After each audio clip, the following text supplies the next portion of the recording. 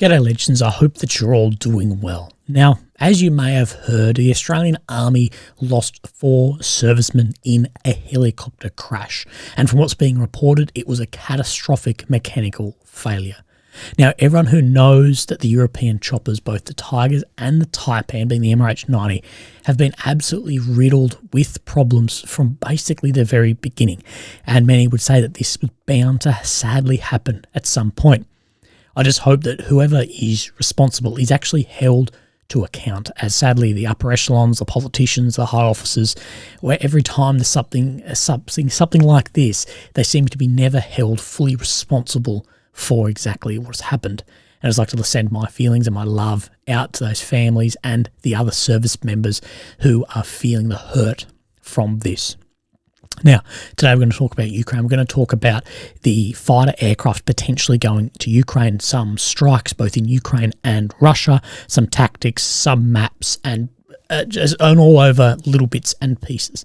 So there's been a lot of people talking about the Australian F-18s and whether the F-16 or 18 would be going to Ukraine. Now, Australia, of course, doesn't operate F-16. That would be more from America, the Netherlands, places like this who operate those. But people do know that the legacy Hornets were being, out of the Australian Air Force, the RAAF, and could potentially go to Ukraine. And I had heard drips and drabs about, but the quality of what they're actually at, what standard, is very questionable. And I reached out to a guy and he sent me some information back on this. Now, will it be F-16, 18? Well, that's up in the air. And what I have heard is there's a lot of arguments about what should actually be going, potentially actually delaying this. But we do know that Ukrainian pilots are training in Europe on some platforms as well. So let's have a look at what then I was sent across. So there are bits taken out of this for sensitive and classified, and some personal information too. Most of our classic Hornets are getting a bit tired. In 2011 and 12, when I worked on them, I remember one jet came into the hangar for a nose wheel strut change and rolled out 7 months later due to all the corrosion that was found and repaired. Remember, some of our classic Hornets are from 84. Fun fact, the original MiG-29s, which the Falcon, which we see Ukraine operate a lot of, and F-18s are basically the same age and slightly newer than the original F-16. I think the best 18 classic Hornets went to Canada and a couple went to our museums. What's left would be in pretty poor condition. Everyone talks about training the pilots, and I think the training of the ground crew is a massive deal as well, especially on a worn-out old plane that needs a lot of maintenance. Then there are spare parts to think about, not just radars and radios, but if a country has been using all ex-Soviet stuff, they might not even have the same screws and bolts in stock, whereas we mostly use American aircraft. We might have a screw, for example, that fits all of our different aircraft. When we got the JSF, the Joint Strike Fighter, being the F-35, and they use the same screw, so we already have a head start on parts. Another example is when the Kiwis and New Zealanders were looking at getting F-16s back in the late 90s, something like 60% of the electrical components were already being used on their A4 Kilo Skyhawks due to a previous F-16 style upgrade to the Skyhawks. This makes the transition a lot easier than swapping from Soviet-era MiG to F-18s or F-16s. When I was at this unit on E-18 Growlers, we had a total staff of approximately this many on brand new planes. There was nowhere near enough if we needed to arm and rearm planes every day and fly 4, 5, 6 waves per day. We normally did about 2 waves a day unarmed. The Growler is a specialised version of the Super Hornet, like an electronic warfare variant of it. In the ADF, we use the terms IOC and FOC after getting new aircraft. IOC, initial operating capability, FOC, final operating capability. I see IOC as capable of participating in exercises and training with others anywhere, but you would want FOC, being final operating capability, levels of training and sustainment to fighting in a war. It took a few years to reach IOC on Growlers, and I'm not sure since I left if they have got FOC yet. They probably have, but most of our staff had prior Hornet and Super Hornet experience up to final operating capability. The point being, new aircraft are a massive burden for a couple of years. So while we could maybe send them, I don't think it makes sense anytime soon. To do it close to properly, bring 400 Ukrainians to Australia for a year or 18 months and train the pilots, ground crew and logistics staff, all while assembling 30 or more C-17 loads worth of spare parts, tools, test equipment, ground support equipment, power cartons, aircon carts, etc., and ordnance. Even then, that would be a huge hit to RAF staff to train them, and they are already short-staffed.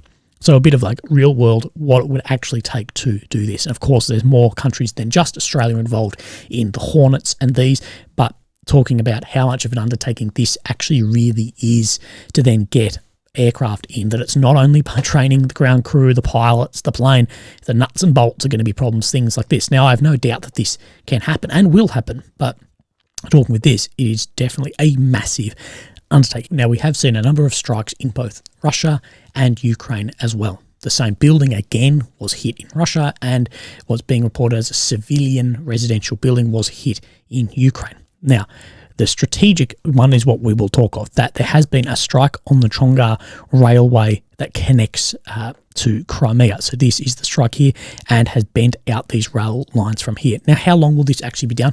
Now, we don't really know, but we do know that Russia has a whole core that is just dedicated to rail lines. Now, they actually looked up a bit of the history. This core is very interesting. It started in like the mid-1800s, and we do know that the Soviet Union was very, very reliant on rail to move equipment around. And a lot of their equipment was made specifically to move on rail, and how the rail lines actually all connect into Moscow. But where actually was this hit? So this has been geolocated to here. And how do we know this is the spot?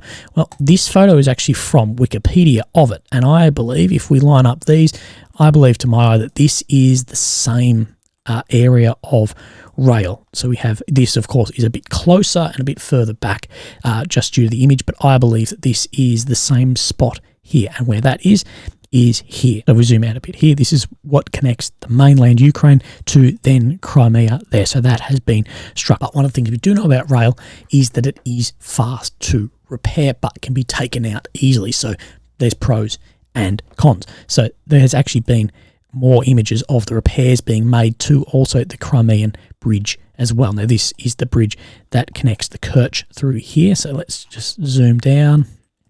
So this is the Kerch Bridge, of course, through here. That was struck under 2 weeks ago and caused significant damage and civilian deaths there as well. We do know this bridge will have to come down as Ukraine do advance onto Crimea, as this is the supply route from Russia in through to Crimea as well, if they do close off through Melitopol for south. So that is what a lot of people are saying, that this will close down here and will close there, and that's how things will start moving from there. Now, I mentioned earlier that there were drone strikes into Moscow, and it does have to be asked how slow-moving, low-altitude drones are seemingly slipping through Russia's air defences, especially if they're coming all the way from Ukrainian territory. So we have Ukrainian territory here and Moscow up here. That is a hell of a long way to go over areas that should have layered air defence, and this brings into, are they being assembled and made by partisans working in that region? False flags, what actually is it? Or is the air defence just not able to actually hit these drones with the EW or whatever is going on there? So we don't really know. Now, the maps. Again, there's been very little movement for another day.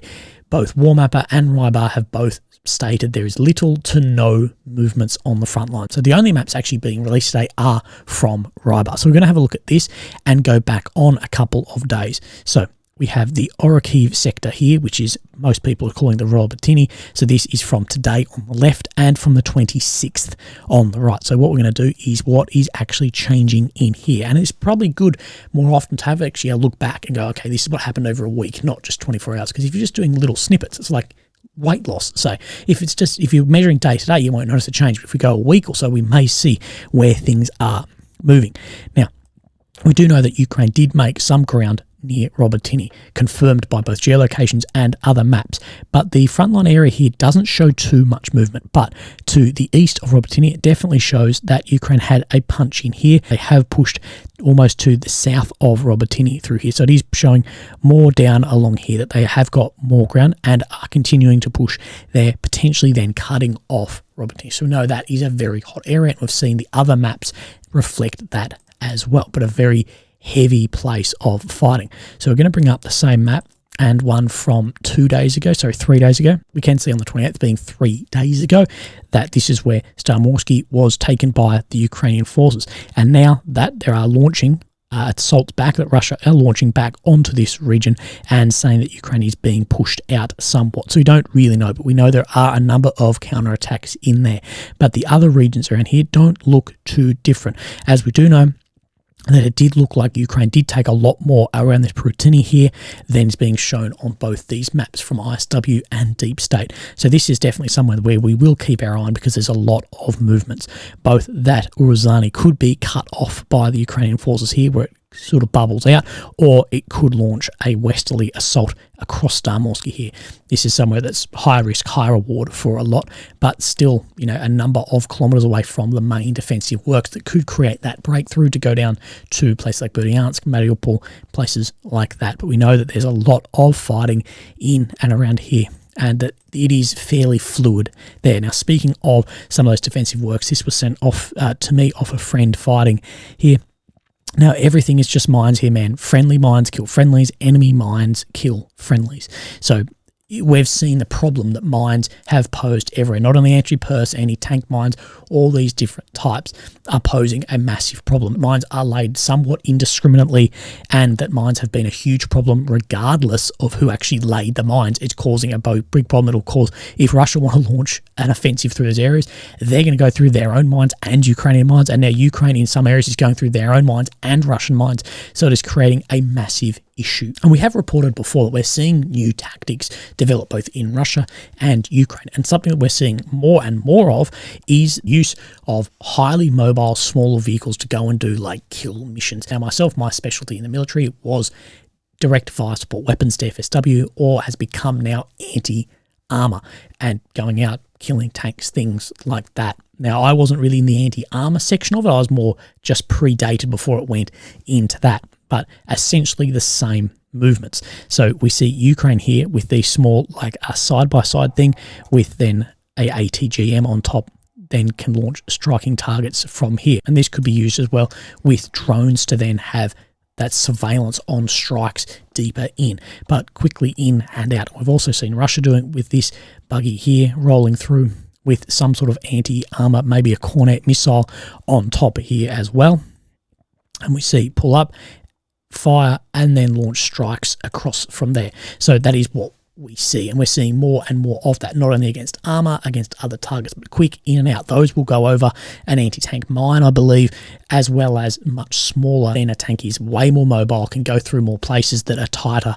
This has been a lot of the problem with Western vehicles too, as Western vehicles are incredibly wide. And it has been reported that Ukraine has had some issues with the width of the vehicles in some built-up areas, and a lot of people, including myself, have actually raised concerns about that when we were getting the new vehicles in our units of like, how fucking big is this? How's this going to operate in an urban environment? Being reported a little bit everywhere is that DJI drones have been banned, and this isn't really true. This is more like a bit of a title clickbait headline. So let's break down exactly what this is. And this is no surprise, and it's nothing new. DJI has spoken out before that it doesn't want its drones being used in conflict areas, and there has been a lot of allegations against DJI that they've collected information and repeated that information back through China and then to Russia. Now, what this doesn't stop is it doesn't stop anyone buying a drone in Europe, bring it into Ukraine, and that's been being done since absolutely the beginning of the war. And Ukraine has developed a number of workarounds from the original DJI technology, both in the software and the hardware, to continue using them on the front line.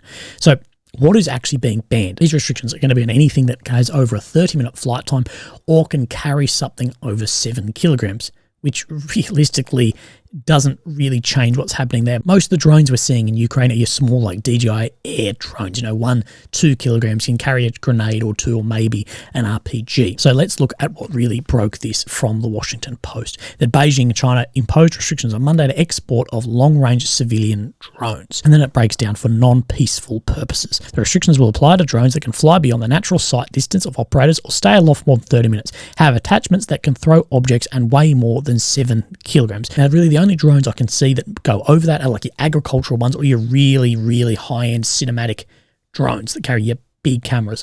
But those drones are tens of thousands of dollars. You'd rather, 10 of your little Air 2 drones like that than one of these. Now, since the crisis in Ukraine, some Chinese civilian drone companies have voluntarily suspended their operations in conflict areas from the Minister of Commerce. So as I said, this doesn't really change anything. And this was from April last year. In theory, DJI drones were banned in Ukraine and Russia by the company nearly a year ago, with DJI saying it abhors any use of our drones to cause harm. But in practice, they are bought from large numbers by donors from Europe and the US. So absolutely no different to what is happening now. People go to Europe, buy drones, or people will crowdfund money, buy drones, and bring them in by car into Ukraine, and Bob's your uncle, you've got drones on the front line. And once they're in country, they can go to the front line or through. There is a number of places set up to redo the software, and these to be then used on the front line to get around both some of the Russian EW as well as the geo-gating from DJI-2. Now, one of the big problems in drone tech is that DJI absolutely has the dominance in the market. No one even comes close. At that price point, there's really nothing else. And I'm really surprised that DJI can't actually do more to disable these drones being used in Ukraine through some geo-gating, whatever. I'm actually very surprised that they can't do more. The Washington Post has a very interesting article in which we've spoken about these same problems. Now, it's titled "Ukraine's Maps Show the Price of Allies' Hesitation," showing the build-up of Russia's defensive works. In this, they talk about how the West dragged its feet and did nothing but allow Russia to build up more defences and mobilise more men, therefore contributing to more Ukrainian deaths and a slower-paced counter-offensive. So let's look at this article. So it shows through from here, the Washington Post, as we scroll down. So September 4th, these initial fortifications, what was actually built up. And then as we scroll down, the map changes to the January 25th, 23, that the amount of fortifications that were then allowed to be built. Over half a year later, hundreds of miles of fortifications were visible from space. And it's a very interesting article, and I do say you should go and read it. Now, I have an outtake of this. If the last year of conflict has shown anything, it's that this kind of vacillation is costly. Vacillation means indecision. It not only squanders additional Ukrainian lives, but it also makes a protracted, grinding conflict more likely. Ukraine's allies have long recognised the frantic pace at which Russia has been building defences in occupied territory, but this realisation had little bearing on the speed of their decision-making. That needs to change. Instead of uncomfortably looking on as Ukraine's counteroffensive devolves into a slow war of attrition, Western leaders should become more proactive. Ukraine needs our help, not our excuses. And this is the whole deal of not to be reactive, but be proactive. Don't be reactive of, oh, this has happened, therefore this. Proactive, hey, this is a potential, let's go. Now, I completely agree with what the author Brady Afric has to say, and I, like many others, hold the opinion that the US and the West has seized the opportunity to train down its main adversary, being Russia, at the expense of equipment, training and money, but not at its own soldiers. That they can make a huge dent into Russia's military power while not setting a foot into the war, and by lengthening the conflict absolutely has more influence on wearing down Russia's defences. But the issue is it forces then this war of attrition onto Ukraine. But it also does this to the West. Although we have much more significant ability to produce equipment, there are still time frame problems that are not optimal to actually refill the supplies and reserves. The kicker is, if China does enter in some capacity into this conflict or decide to move, on to take another objective somewhere, we could definitely be lower on some equipment than we would like. Now, there is no doubt Ukraine is more heavily armed and trained now than earlier in the conflict, but there was many months where Russia was absolutely on the ropes, and I don't believe that the West provided Ukraine with the best opportunity to seize on this time, and that this delay has not only extended the war, but by extending it, it will cost thousands of more lives and potentially the risk of actually liberating areas. But I do believe that more could have been done significantly earlier to reduce hurt in other places. But legends, that's it from me today. I hope you're looking after yourself. I hope you're having a great day. If you'd like to support me, there's links down below. But thank you very much. Bye-bye.